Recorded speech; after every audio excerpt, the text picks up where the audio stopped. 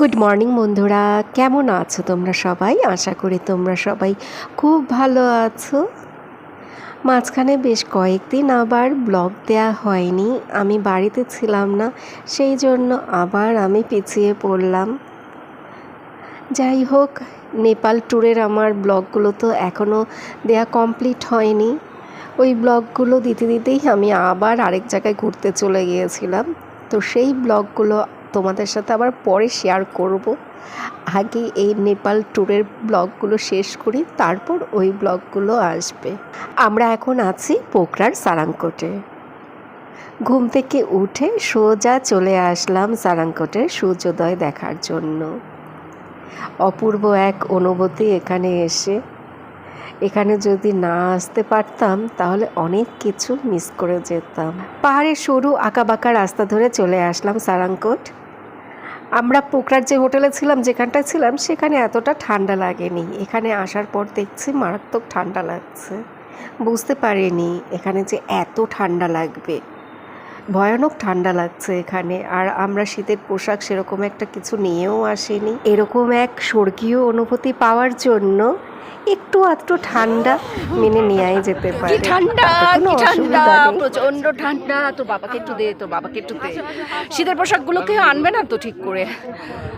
আমি চাদরটা নিয়ে এসেছি, মেয়ের যে স্কার্ফটা আছে সেটা নিয়ে আসি। আর আমার লাগবে না, তোর বাবাকে দে, তোর বাবা ঠান্ডা লাগছে। আমার বরের মাপটা রান্না হয়নি। এদের এক একজনের এক এক রকমের মানে মতামত। হ্যাঁ, একবার বলবে ঠান্ডা লাগে, একবার বলবে গরম লাগে। ভোরের এই সূর্যোদয়ের ভিউটা দেখার জন্য সারাংকোটে প্রচুর পর্যটকরা আসে। আমরা আসার আগেই এখানে দেখলাম প্রচুর লোক এসে দাঁড়িয়ে আছে সূর্যোদয় দেখার জন্য। আর তাদের মধ্যে বেশিরভাগই হলো ফরেনার আর হলো গিয়ে বাংলাদেশিরা।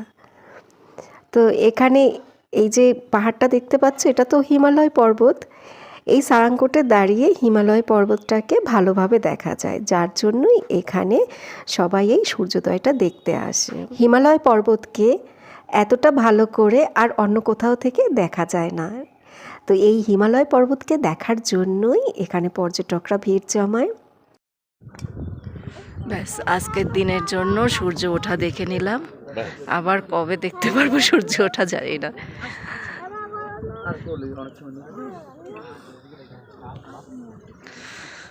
অপূর্ব অপূর্ব, মানে এই জায়গাটা এত ভালো লাগছে। এই যে এই পাহাড়টা, রূপোর পাহাড়। হ্যাঁ, উপরটাতে মনে হচ্ছে যেন রূপোর চূড়ামণি, আর এই মাঝখানে এটা সবুজ গালিচা হয়ে গেছে।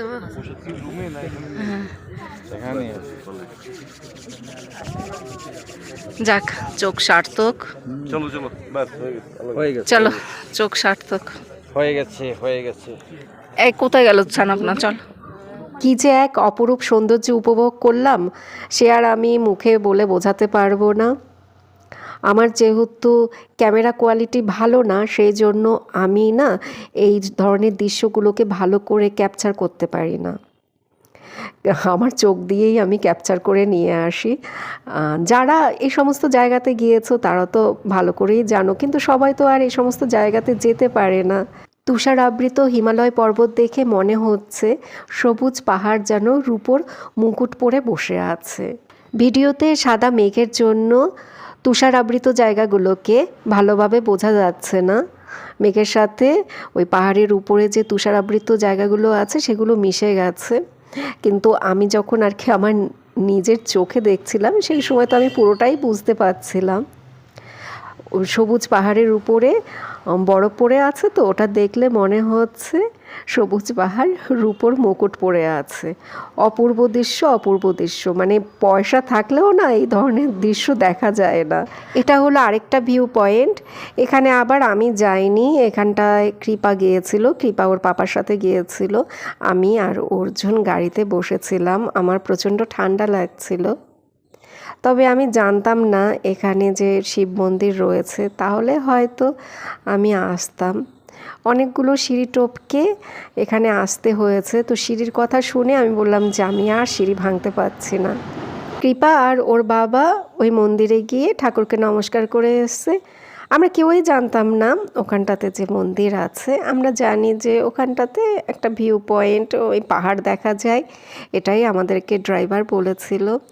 যাই হোক, আমরা তো ভোরবেলা ঘুম থেকে উঠে অনেকক্ষণ পাহাড়ে ঘোরাঘুরি করলাম, তারপরে চলে আসলাম আমাদের হোটেলের রুমে। সবাই এখন একাদশীর পালন করছে। গতকাল সবাই একাদশী ছিল, আমি একাদশী করিনি। তো এখন সেদ্ধ ভাত করা হয়েছে। হোটেলের মালকিন রান্নাঘরে আমাদের জন্য প্রেসার কুকারে সেদ্ধ ভাত রান্না করলো। তো এই জন্য 500 টাকা আমাদের কাছ থেকে নেওয়া হয়েছিল। 12:13 বাজে এখন। আমরা সবাই রেডি হয়ে নিলাম, ব্যাগপত্র গোছানো কমপ্লিট। তো এখন তো চেক আউট টাইম, 12টার সময় চেক আউট টাইম। তো এই ভাত খেয়ে আমরা সবাই বিশ্রাম নিলাম, মানে শুয়ে বসেই ছিলাম, কারণ আজকে সারাটা দিন আমাদেরকে বাইরেই থাকতে হবে। আজকে না, শুধু আগামীকালও আমাদেরকে বাইরেই থাকতে হবে, 2 দিন। তো ওই জন্য মন ভরে একটু শুয়ে বসেছিলাম। বাড়িতে যাব, মানে বাড়িতে পৌঁছতে পরশু দিন, যদি সব কিছু ঠিকঠাক মতো হয় তো পরশু দিন আর কি বাড়িতে পৌঁছাবো, বুঝতে পেরেছো? তো ওই জন্যই সবাই একটু বিশ্রাম নিলাম। তো এখন এই রাস্তায় ঘুরবো, লেকের ধারে ঘুরবো। আমাদের গাড়ি মনে হয় 5টা-6টায় ছাড়বে। গাড়িতে করে আমরা যাব, কোথায় জানি যাবো, রক্সল যাব না রে? হ্যাঁ, বীরগঞ্জ, না রক্সল যাব, তারপর সেখান থেকে ট্রেন। তো অনেকটাই জার্নি। এখন যাই ওই লেকের ধারে, ওখানে গিয়ে বসে থাকি। ওই দেখো সেই শিব ঠাকুর গতকালকে আমরা যেখানে গিয়েছিলাম, আর ওই হলো পিস পাগোডা। এই পাহাড়গুলো সব ঘোরা হয়ে গেছে, পাহাড়কে এখন বিদায় করার সময় হয়ে এসছে। ভিউটা তো বেশ ভালোই ছিল। ভালো জিনিস খুব বেশি দিন দেখতে নেই, তাহলে আর ভালো জিনিস খুব বেশি দিন ভালো লাগে না। ওরা সবাই বেরিয়ে গেছে, আমিও এবার বের হই। লাগেজগুলো সব বার করে নিয়েছে। সব বের করেছিস? এই আঙ্গুরগুলো কি ফেলে দেবে নাকি? আমরা এই পোকরার রাস্তায় রাস্তায় ঘুরে বেড়াচ্ছি, সব কিছু দেখছি ঘুরে ঘুরে। লেকের ধারে ছিলাম কিছুক্ষণ সময়, তারপরে তো হেঁটে হেঁটে এখানে আসলাম। হেঁটেই যাচ্ছি, অনেকক্ষণ ধরে হাঁটাহাঁটি করছি।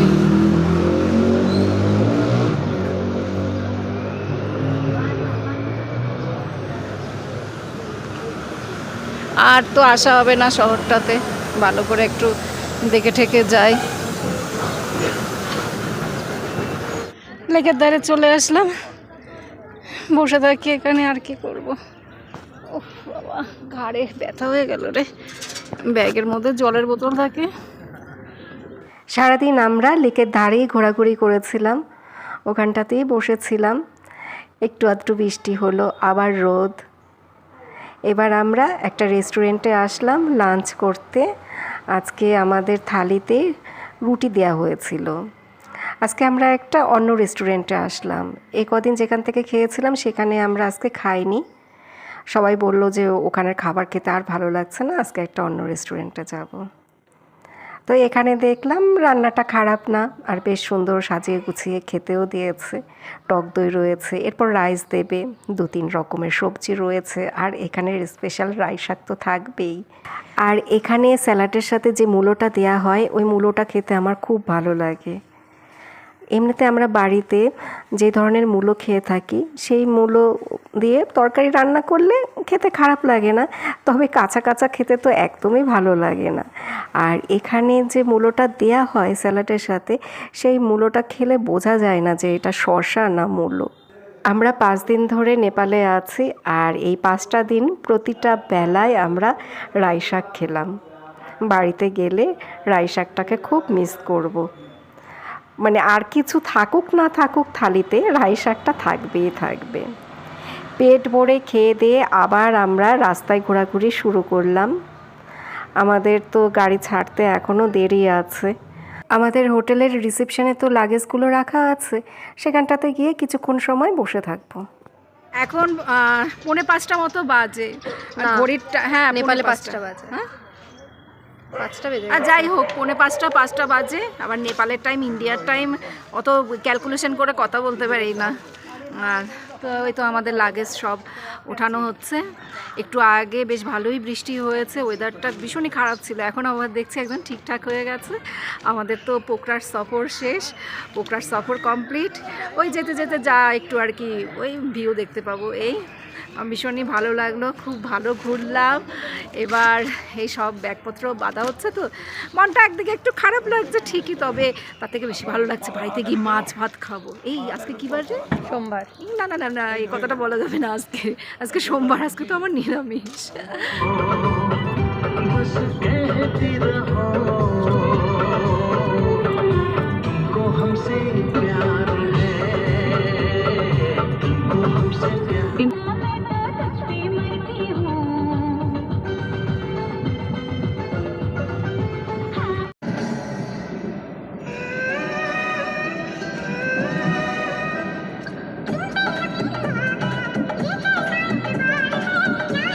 আমাদের জানো তো পোকরা থেকে রক্সল যাওয়ার জন্য বাসে টিকিট কাটা হয়েছিল।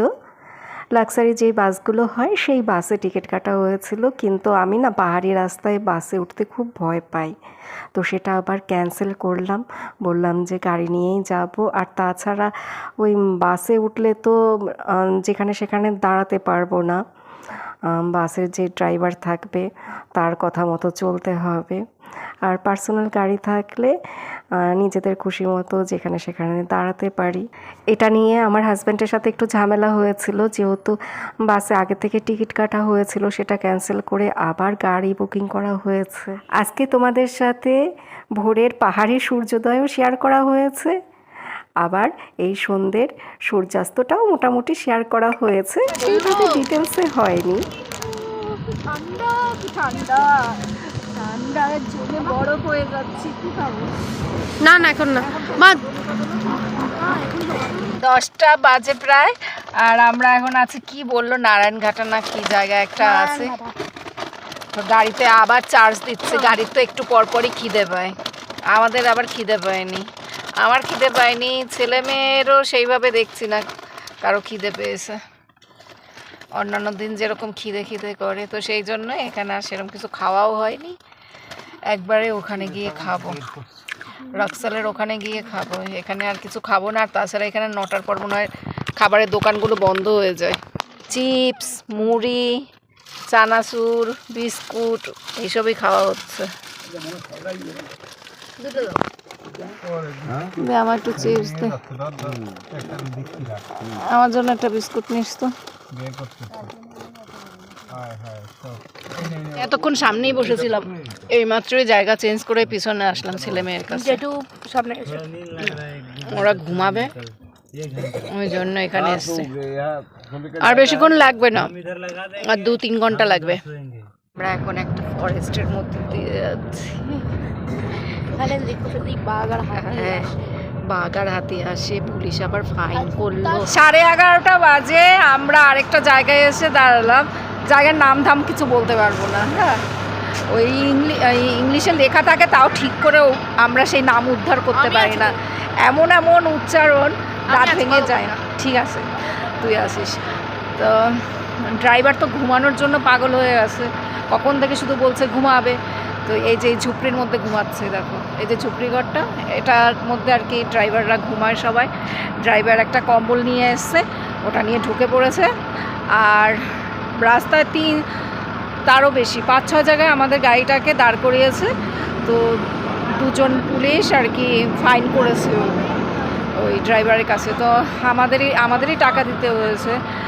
ওই ফাইন করেছে যে বললো ফরেস্টের সামনে থেকে কেন এত রাত্রে গাড়ি চালানো হচ্ছে, সেই জন্য ফাইন করেছে। একজন তো এই বলে ফাইন করলো 200 টাকা, আরেকজন বলল যে আর মানে ওখান থেকে কিছুটা আসার পর আরেকজন বলল যে এত রাত্রে কেন গাড়ি চালাচ্ছ। তখন কিন্তু ওই জায়গাটা ফরেস্ট ছিল না, ফরেস্টটা ছাড়িয়ে তো চলে এসছে। তাও কি জানি ওর সাথে কি কথা বলেছে, তখন আবার 100 টাকা ফাইন করলো। মানে রাতের বেলা এরকম ছোট গাড়ি যদি এইসব রাস্তায় চলে তাহলে নাকি ফাইন করে। এগুলো কাঠমান্ডুর বাস, কাঠমান্ডুতে যাবে মনে হয়। না না না, কাঠমান্ডু থেকে মনে হয় ওই বীরগঞ্জ যাচ্ছে, কাঠমান্ডু যাওয়ার বাস না।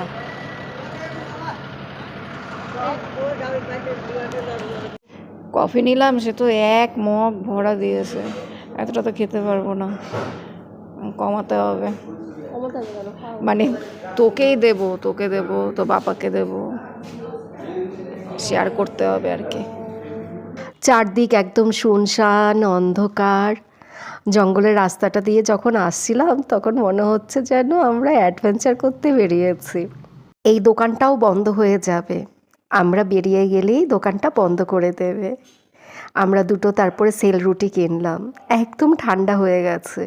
এই রুটিগুলো গরম গরম খেতে খুব ভালো লাগে, কিন্তু এগুলো তো সকালের দিকে করা হয়েছিল, এখন তো অনেক রাত হয়ে গেছে।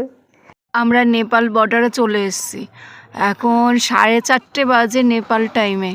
5টার আগে দাঁড়া, 5টার আগে বর্ডার খুলবে না। এই যে দেখো সমস্ত গাড়ি দাঁড়িয়ে আছে, 5টা বাজবে বর্ডার খুলবে, তারপরে আমরা ইন্ডিয়ায় চলে যাব। আমাদের প্রিয় ইন্ডিয়া। আমরা তো অনেক আগেই চলে এসেছি।